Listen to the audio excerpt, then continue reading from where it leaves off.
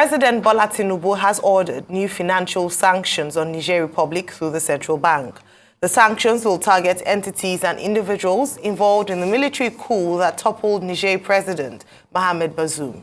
Presidential spokesman Ajuri Ngelale said that the decisions made by President Tinubu, who also doubles as the chairman of ECOWAS, reflect a collective regional consensus and not a personal Nigerian stance.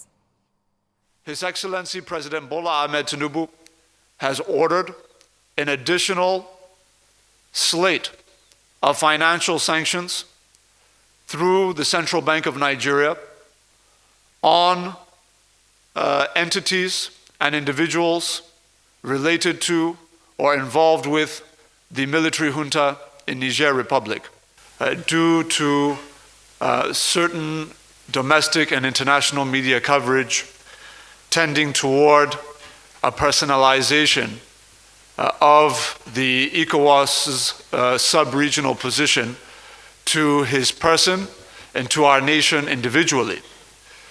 It is because of this that Mr. President has deemed it necessary to state unequivocally that the mandate and ultimatum issued by ECOWAS is that of ECOWAS's position. Meanwhile, Niger has appointed a new Prime Minister, Ali Mohamed Lamine Zein. The coup leaders have refused to receive representatives from the United Nations, the African Union, and ECOWAS. The junta said their safety cannot be guaranteed. Senior coup leaders did meet the Deputy U.S. Secretary of State, Victoria Nuland. She described the 2 hours of talks in the capital, Niamey, as frank and difficult. Her request to meet deposed President Mohamed Bazoum was denied. The window of opportunity is definitely still open. We believe that the junta should step aside and allow President Bazoum to resume his duties tomorrow, anytime in the near future.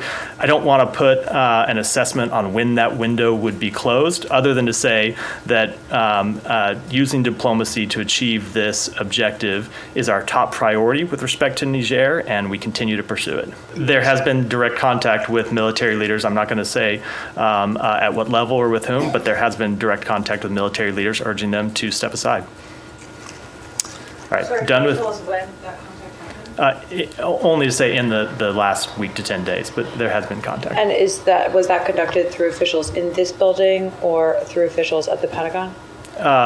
Through officials in this building, urging them to step aside. All right, Rufai, updates on Niger's situation ahead of tomorrow's summit with the heads of government. Yeah, so a couple of updates. The coupists in Niger are consolidating. The Malians came in yesterday to see them, to pledge solidarity with them, while they keep rebuffing attempts by other people that want to see them that is not in line and in interest. They had a meeting with the Americans, but the conversation still hanging in the balance. Bazoum still kept there. The last he wrote about, and I think Jean Afrique has done a good job as regards, telling us what's happening on ground in Niger. The last he wrote there was the problems, he faced personally. The fact that at some point his phone was taken off, the fact that at some point it was kept in the basement before it was brought out, and before he did that op-ed to Washington Post, all of that's still there. The coup is still consolidating. They now have a prime minister, as we reported yesterday. Also, when you look at it, across the region, 7 or 8 regions in Niger, they have, governors out there, sort of like leaders of those regions. They've consolidated on that. A new raft of measures have been pushed forward by the central bank. Let's see how much this will hurt them and bring them to come and talk. That's still a very good option rather than just putting boots on the ground and seeking violence. They've shut out their airspace, but it's beginning to bite on them. I think Bloomberg reported a couple of days ago that the measures are beginning to bite on them. And I think in the cities that border us in Nigeria here, some of the measures as regards, petrol will be biting out on them. Smuggling will have stopped big time if they can cop that. Probably if it's still going to go on, I don't know how it's going to go on, but that'll fall on the customs. But I'm sure the customs will have nipped that in the bud. So if Maradi doesn't get petrol and they're not getting power, because we supply about 70% of their power, let's see how it happens. And we have seen pictures of Nigerians trying to start up their big generating sets and all of that. Let's see how all of them will hurt them. But I think in all of this game too, we should be able to buy time. Mr. Kayode Anajuna and the certain association has gone ahead to the ECOWAS court to say that Nigeria should not have a military intervention. I think if all of this raft of sanctions continue, it will get to a period that the honeymoon period between the coupists and the people will be over. And that's a very good time to be able to get in there. And I'm pretty much going to look at a timeline of a couple of months down the line. I can't say precisely, because if these measures bite in deep and the people cannot get a means of livelihood, already things are already in the increase. So I think I was hearing a report that was saying, I think a 25 or 50 kg bag, no, 25 kg bag of rice now in Niger is going for about 15 to 20,000 or 30,000 CFR, and it used to be around 5,000 CFR before. So if all of this starts to bite very hard and the people start to renege against the coupists and probably the coupists use force, then they can lose the support of the people in the long run. And if that happens, then I think the talks could be smoother and a whole lot better. But the situation of things is still very fluid. Everything will also be in comment on what ECOWAS talks about tomorrow. Fingers crossed for that meeting. Okay, one of the major highlights out there has been ahead of the meeting of the ECOWAS heads of state and government, the declaration, the announcement that President Tinubu has now directed, in line with ECOWAS resolutions, we need to stress that, has now directed the acting governor of the Central Bank of Nigeria to move against individuals and entities that may be supporting or may be sympathetic to the coup leaders in Niger. But Ajuri Ngalale, when he was speaking yesterday, he said he didn't specifically mention who those individuals and entities may well be. And that's one gray area that we need to worry about. Who are those individuals and entities that the CBN of Nigeria has now been mandated to squeeze financially? Could they be persons, certain persons in Nigeria? If there are persons in Nigeria, then of course, they will have to be properly identified to prevent a situation whereby the financial sanctions that the presidency of Nigeria is now talking about does not amount to a witch hunt. We need to know who those people are. And if indeed it can be proven, of course, the sequence will be arrest, it will be investigation, arrest, and detention. But I hope it's not scaremongering on the part of the president of Nigeria. Or are there sanctions, are those financial sanctions by the CBN of Nigeria directed at possibly some leaders from Mali, Burkina Faso, Guinea-Conakry, who may be supporting the coup leaders in Niger? So there is a lot of gray area there. That's one. When the ECOWAS heads of state meet tomorrow, one of the things they will be considering will be to review developments since the deadline that they gave following the July 26 coup in Niger expired, and also consider the environment, the threat by Wagner to provide support. Niger now deciding that nobody will be allowed in. Yesterday, the coup leaders in Niger, they snubbed the delegations from the AU, from the EU, and from the African Union. They said their airspace had been closed and that they didn't want anybody to come in. Victoria Nuland, who went from the US, couldn't make much progress. She met junior officers, and she's acting under Secretary of the United States. In any case, Niger is digging in. The coup leaders are digging in. They are consolidating. A report said President Bazoum has been made to resign. And there was a public sighting of him yesterday with the soldiers, surrounding him. Okay, if Bazoum has resigned, that means that apart from closing their airspace, the coup leaders have also ignored one of the resolutions of the ECOWAS leaders, namely that Bazoum should be reinstated. So all of these will be issues that they will have to consider tomorrow. Number three is the role of Nigeria in all of this. Many Nigerians, particularly persons from the 7 states bordering Niger, and also informed persons in our environment, like Professor Usman Yusuf, Chief Olabode George, the Arewa Consultative Forum, the Jamaatul Nasri Islam, and others have said Nigeria must not go to war, or rather must not engage in any act of aggression against Niger. People give different reasons for this, ethnic, religious, which the president of Nigeria has said will not apply here, that it's not about ethnicity or religion. It's about Nigeria's commitment to ECOWAS. Now, let's look at Nigeria's commitment to ECOWAS. In 1975, the ECOWAS treaty was signed. Nigeria was signatory to it. It was updated in 1993. When we signed that treaty in 1975, okay, we had no National Assembly in place. We had a military regime. Then by 1993, we had, so in other words, Section 12 of the Nigerian Constitution, 1999 Constitution, says no treaty can come into effect except it is domesticated. So between 75 and 93, we were applying that treaty on the basis of application, okay, and participation. But Section 315 of the Nigerian Constitution allows the President of Nigeria, not the National Assembly, to act on the basis of treaties, because treaties, protocols, conventions, they are obligations. Under Section 315, they fall under what is called existing law. So the Nigerian government may hide under that and say, we have obligations under existing law. But can President Tinubu engage in any act of aggression? I don't think so.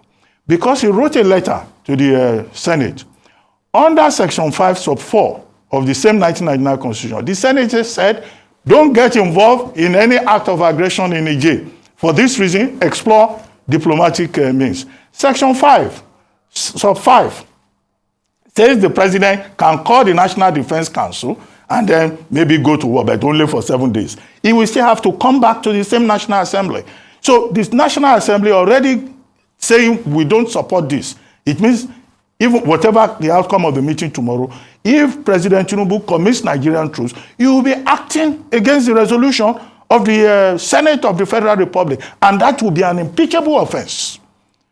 I take a step further. A group called Egalitarian Mission for Africa, Professor Bola Akinterewa and Mr. Damani, with Dr. Kayode Ajulo as their lawyer, have now approached the ECOWAS court. And their main argument there is that it will be a violation of ECOWAS treaty for Nigeria to commit to war or an act of aggression, that's the technical word, against Niger. And they seem to have a point. It's not just the ECOWAS treaty that frowns at aggression. The Rome Statute also frowns, the Vienna Convention also frowns at any act of aggression. And they have advised in that their letter to the president that they have already filed a suit at the ECOWAS Court of Justice. And until the determination of that matter, President Tinubu cannot go ahead and say he wants to engage in any act of aggression. The final point is about national interest. What is Nigeria's national interest in this? Our national interest should be the protection of our territory. Our national interest should be, if Nigeria is under threat, this question is Nigeria under threat? Whose interest is being protected by Nigeria getting so, strong on we have to go and fight in Niger? We have cut electricity. Now we are introducing financial sanctions against persons that are yet to be identified. And as I've said, I hope that will not relate to internal witch hunt. Finally, the president should just tread cautiously. Unfortunately, he doesn't have a Minister of Foreign Affairs. Unfortunately, we don't have in place the Presidential Council on Foreign Affairs. So there's nobody really advising. Who is that person advising on foreign affairs? To which President Tinubu is certainly very new.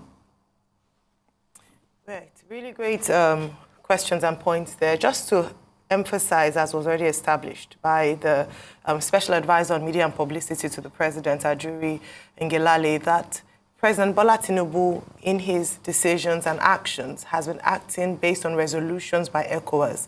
He made that statement really clearly because in the last few days we have had conversations around, what is the president's interest, what is Nigeria's big concern with this, why is President Bola Tinubu issuing sanctions like this, why is he threatening military force, and the focus has been on him because, of course, he's chair of ECOWAS. But beyond that, he had to highlight the fact that he couldn't have acted alone in the decisions they've made in the past. So when it comes to the promise, in quotes, of military intervention if the coupists do not adhere to the 7-day ultimatum, it was not him speaking in his own capacity. He was speaking based on resolutions made by ECOWAS, heads of state and government. So that's very important. So that also addresses the issue around the ethnic slants that has been given, or if this happened in the Southwest, would you have made a declaration for war if the coupists do not agree to reinstate the president? The fact that it came from ECOWAS and not the president himself is something to really highlight and for Nigerians to be aware of. Now, in terms of sanctions, ordering the CBN to freeze assets and financial sanctions placed on those who are involved or who are sympathetic to the coupists or who are involved in this coup is very significant. But the big question has always been, when it comes to financial sanctions or economic sanctions in times of conflict like this, is, do sanctions really work? And there are many schools of thoughts around this. Some feel, yes, when you put a lot of pressure, after a while, the people will rise up and are not able to take it anymore and put pressure on coupists to capitulate. However, other schools of thought say, in the past, if you look at antecedents, sanctions don't necessarily work. And in fact, the people that suffer the most are civilians who have nothing to do with the coup in the first place. Also, as we've seen in cases as with Ukraine, with Russia, we see that the elites whom these sanctions are targeted at find a way around, being able to get some financing, get external financing. So it doesn't really have that much effect as we would like. However, in the case of Niger, as opposed to the Russian sanction, Niger is a smaller country. Niger is a poorer country. They are highly dependent on external support and external help. In fact, what has been recognized is that by closing their airspace, they are also closing aid in terms of financial and medical aid and medical supplies to their people. So who's suffering at the moment? The people of Niger, the Nigerians themselves. And perhaps beyond the jubilation that we see on TV at the fact that, oh, the government has changed, they're happy at the coupists, in a few days, in a few months, reality might begin to hit really hard to see that it's not as joyful as they thought, because Niger cannot be an island. Then it finally brings you to the question, which has been raised a number of times. Where is Niger getting this confidence from?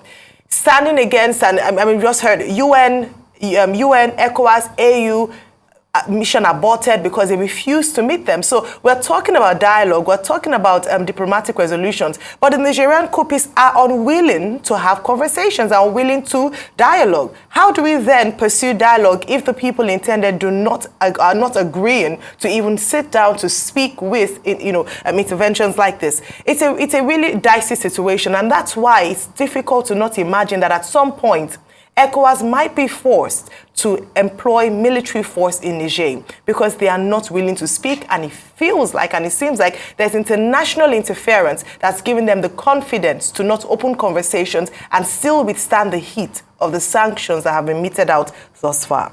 Tomorrow, after the ECOWAS meeting, we will find out what the ECOWAS heads of state and government have agreed on. Again, to emphasize, the decision will be made by the heads of state and government of ECOWAS. Moving on to the next story, President Bola Tinubu has met with the Director General of the World Trade Organization. Following the meeting, described as a private visit, the WTO boss revealed that the deliberations with the president centered around formulating approaches to stimulate job creation, foster women's empowerment, and bolster digital trade within Nigeria's economy. Accompanying Dr. Okonjo-Iweala on the visit was Dr. Ali Pate, former CEO of Gavi, the Global Vaccine Alliance, and a ministerial nominee. We talked about what type of support the WTO, the World Trade Organization, can bring. We are already working in Nigeria with women in particular who own small and medium enterprises to try to help them upgrade the quality of their products, whether it's in the agricultural area, in textiles, and in other areas, so that they can sell more internationally. We're trying to help them with digital trade. The wave of the future is digital trade. So how do we train, empower, and give Nigerian women and owners of small and medium enterprises support so they can trade more, create more jobs? That's what's needed now, helping Nigerians to alleviate the difficult conditions that they are in. Mr. President, also discussed with us some of the vision on health that he has. I think it's great to see that health is one area where it connects everyone. Health affects everyone, from the policy side, the regulatory side, pharmaceuticals and quality of pharmaceuticals, the financing side, in terms of financial protection, health insurance and all those elements, primary health care, which in every nook and cranny of this country, folks have ailments like malaria, vaccination, treatment of basic diseases through the primary healthcare system. Dr. Ngozi Okonjo-Iweala, on a personal visit, as she'd mentioned, to the President of the Federal Republic. Yeah, so a couple of things, and I'm really happy we're talking about economic prospect because it's really very low in Nigeria as we speak, and kudos to her. And I mean, it's no surprise that she went there with another ministerial nominee, Dr. Patti there, which is the chief of Gavi, and she also used to be chair of Gavi, you know, at a point before she moved on to the World Trade Organization. Truth has to be told, it's quite a very dire time, and I'm happy to say she's working with small business because the problem that bedevils Nigeria is that about job creation. There was a stat that came out recently that says, not the even correct unemployment rate. The 33% unemployment rate that was released a couple of years ago in Nigeria remains one of the highest in the world.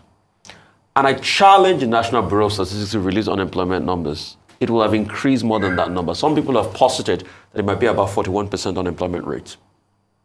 And that's the highest in the world. South Africa, about 32%. But you see, what shocks me is the fact that we have this high unemployment rate because the business environment has been stifling many problems. Look at Forex and all that. Look at GSK leaving. Look at a couple of companies leaving. You know how much jobs they're taking away? And it's not only now, it's been happening for many years. I remember how many jobs were lost when Dunlop left, when Michelin left. Michelin, knock on wood, had 40,000 direct employments in the plants out of Port Harcourt. But once they left, all of that left. Some companies were revived. The likes of Element Petrochemical, I remember it became Indorama. Yeah, they could scale a little bit. But we've also had more job losses. And it keeps growing. And why does that happen? It's because we don't invest in ourselves enough and we don't do enough for our economy. And if we're a democracy and we can't create jobs, then shame on us as a country. I was shocked to see that the countries that have lower employment rates on that list are countries like Qatar. And guess what? The one that blew my mind was Cambodia.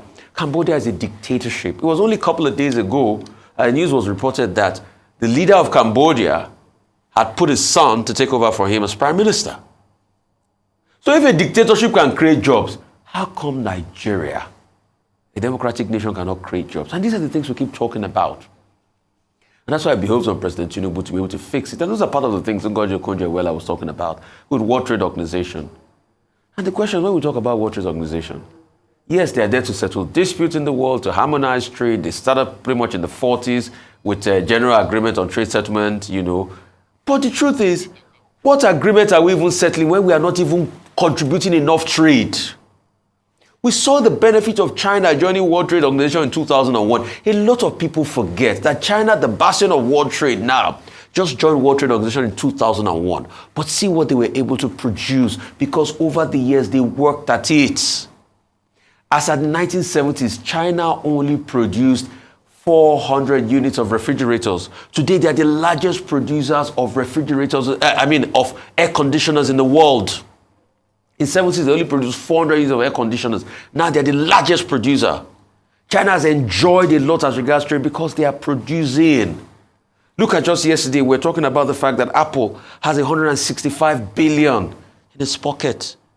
Why? Because they are producing. The problem in Nigeria, we're not producing. And the small businesses that are producing, you are stifling them. We're not supporting our business. Why do I keep shouting every time that we must support the likes of Jet Motors? We must support the likes of Innoson. We must support the likes of Nord Motors. Because if these people produce, then we can create more jobs. I was talking to the CEO of Nord the other day, and he was telling me that, Rufai, if I can sell 10,000 cars every year, I will employ 6,000 Nigerians. That's why, please, President Tinubu, this 100 billion you are going to put on CNG buses, let all of those buses be Nigerian-made buses. We can't afford to be shipping jobs away. We can actually do it. This country is great. And there is greatness in the vein and the streak of every Nigerian. Nigeria, rise. Dr. Ngozi Okonjo-Iweala was yesterday in very familiar territory when she met with President Bola Tinubu. I said familiar territory, considering the fact that she has served this country in different capacities as Minister of Finance under President Obasanjo, Minister of Foreign Affairs under President Obasanjo, and as Minister of Finance and Coordinating Minister of the Economy under President Jonathan. The last time she and President Tinubu met was recently at the Global Pact Summit in Paris. And now she came home. I think it's just good, practice, to say, well, Mr. President, I'm in your neck of the woods. This is not official, but I thought I should come and say hello to you. And she, as the Director General of the WTO, naturally, the President himself would take advantage of that opportunity to raise questions about what can WTO do for us.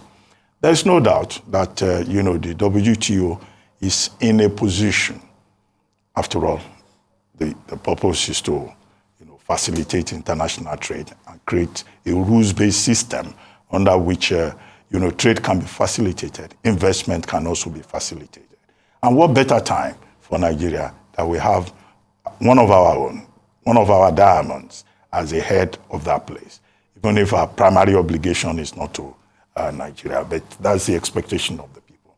And she made it clear that WTO is ready to help Nigeria, that WTO is already in Nigeria in certain areas, women empowerment, youth empowerment, digital trade, and that WTO will be prepared to assist Nigeria more, particularly with regard to SMEs and women, to address the challenges of poverty and job creation. Okay, even if we have our person at WTO, is Nigeria ready for the benefits that can accrue from membership of the WTO? Now, under the rules of international trade, you must also bring something to the table. Nigeria wants to increase investment flow. We have an office for trade facilitation. We want foreign exchange earnings. We want investments. Do we have the enabling environment in Nigeria? The economy we run is an import-dependent economy. Who is producing anything, even toothpick, in this country? In terms of quality of exports, in terms of standards, right? How many of our products can make it successfully to Europe? They will be rejected because they may not even, those products may not even pass pre-shipment inspection. So these are the challenges, and that's why it's not enough to just say, oh, we're part of this international body. You must have policies at home, trade policies, economic policies that can create such enabling environment that will allow Nigeria to compete. Multilateralism is not just something that you just pluck from the sky. Even in the age of globalization, at the heart of it is technology and competition. As Thomas L. Friedman has argued convincingly in The World is Flat, A Short History of the 20th Century. Okay? What's his name? Joseph Stiglitz, in Globalization and Its Discontents, 2002, and Making Globalization Work, 2006, argues, he blames these multinational organizations, IMF, World Bank, WTO, that, the fundamental assumptions do not favor developing countries. But these developing countries themselves are not ready. And that is the paradox of the Nigerian situation. A country that is so blessed with everything, including human resources, but we cannot harness what we have to play big in the international scene. When we cite the example of China, we cite the example of India, which is going to become the third largest economy. It's all about leadership. It's all about policy orientation. That, for me, should be the big takeaway beyond the euphoria, the enthusiasm that, WTO DG has said WTO will help Nigeria. Heavens can only help those who help themselves. And the challenge for President Tinubu is to come up with those policies that will galvanize, catalyze, Nigeria's location within the multilateral, or if you like, the globalized context in terms of trade, technology, and empowerment. Absolutely. So Dr. Ngozi Okonjo-Iweala was, as was stated, in her personal capacity, visited the president of Nigeria, President Bola Tinubu, even though obviously she is the DG of WTO, but she had emphasized that as a Nigerian, it was important for her to also visit the president. And she was in company of Professor Ali Pate, who had worked with her in Gambia and who is also currently minister in waiting. Now, the conversation centered around one, promoting formulating job creation, fostering women's empowerment, and the third one, which is on digital trade, focusing on highlighting the power and the importance of digital trade. And she talked about how this has been quite instrumental, especially with the work that WTO had done in Nigeria currently with women and small businesses in digital trade. Now, with the internet revolution, digital revolution, we cannot take away technology when it comes to perhaps fostering trade across different continents and also being a job creator as well.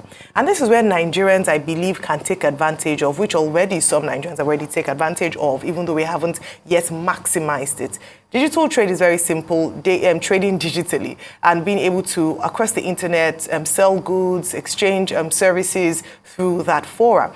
Now, with the import or the take-up of social media especially, Nigerians have leveraged social media to be able to sell goods and sometimes even trade services across the internet. We have people who are able to serve as e-assistants. We have Nigerians who have been able to take on the opportunity to be editors and work for organizations across different continents while sitting here at home.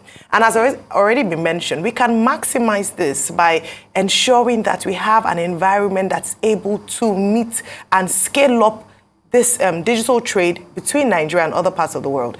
Payment services would be one that would definitely come up, digital payment.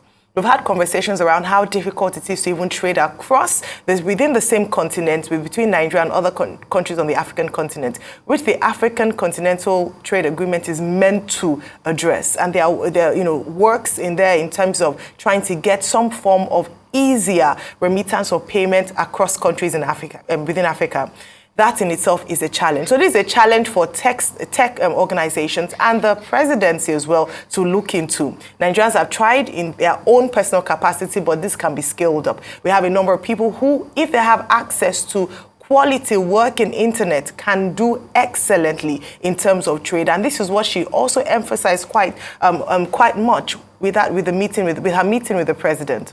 So I'm hoping that through ideas, through recommendations, suggestions, we have bright minds, not just playing on the Nigerian scene, but on global levels, who are offering advice, offering advisory services to Nigeria free of charge, as it were. The president should look critically into these suggestions and perhaps begin to explore technology supporting trade in Nigeria and creating jobs and income for Nigerians and finding ways to enable that environment to thrive. We'll move on to our final story today as we end today's news headline with the death of the founder and senior pastor of the Fountain of Life Church Ilupeju in Lagos, Pastor Taiwo Odukoya, who died on Monday, August 7th in the United States of America at the age of 67. Pastor Taiwo Odukoya was born on June 15, 1956, in the city of Kaduna, where he was also raised. He attended University of Ibadan in 1976, where he obtained a degree in petroleum engineering in 1981. As a petroleum engineer, he started work at the Nigerian National Petroleum Corporation, NNPC, in April 1982 after the compulsory one-year National Youth Service Corps, NYSC scheme, and served there until his voluntary retirement in January 1994 after his call to the ministry. I am grateful to God. I know everybody has at least one reason to come before him this morning to say thank you. I may not know your very reason, but I know one reason why you're here. You probably haven't thought of it, but nevertheless, it is one reason why you are here. You say, what is it? You are alive.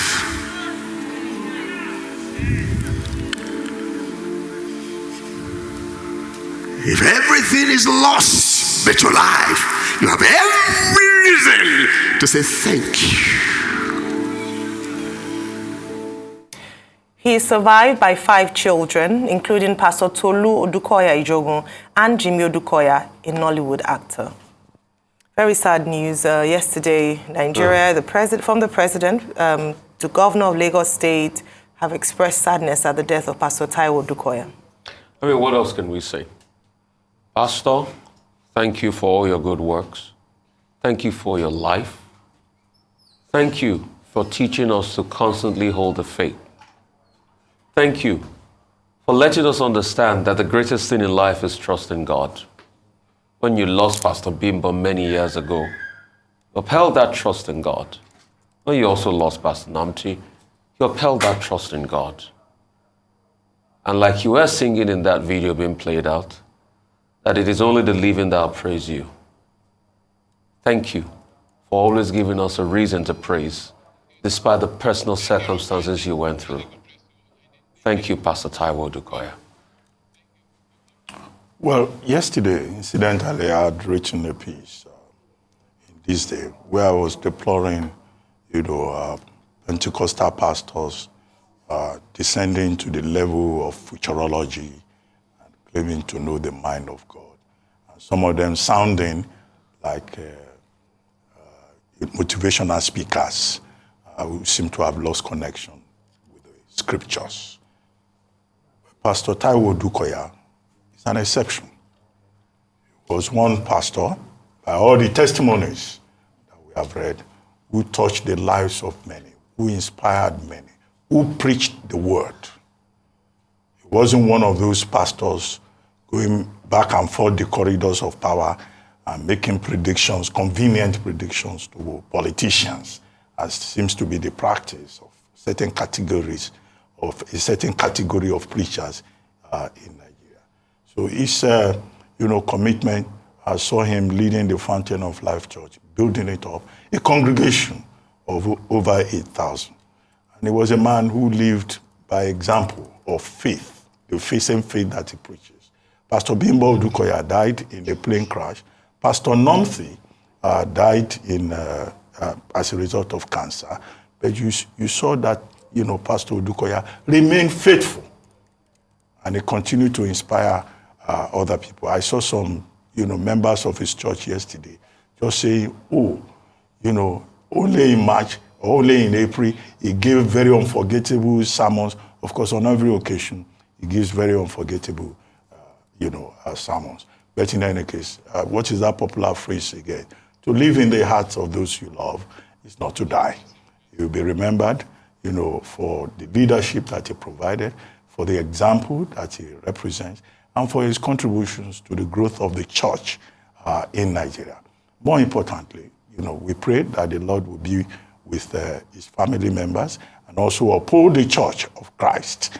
And also our commiserations also to Jimmy Odukoya and his siblings. Jimmy Odukoya was one of those star actors in The Woman King, So in addition to everything, you also describe Pastor Taiwo Odukoya as the father of Jimmy Odukoya. So he left strong legacy, not just in the church, but also at home. Talking about legacies and the men and women that Pastor Taiwo Odukoya raised, the number of leaders who have come out of his congregation who have said that they'd been directly mentored by him.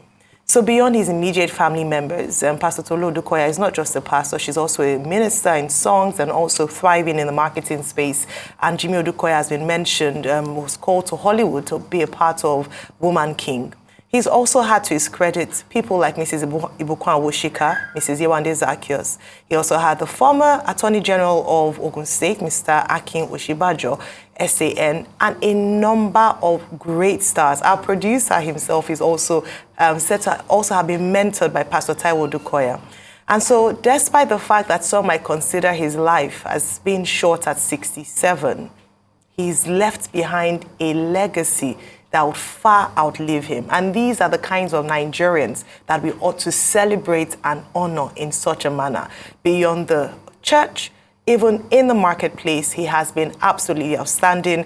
And our hearts and condolences go to his family, especially his children, and the Fountain of Life Church members who must be feeling very sad at this time. May his soul rest in peace.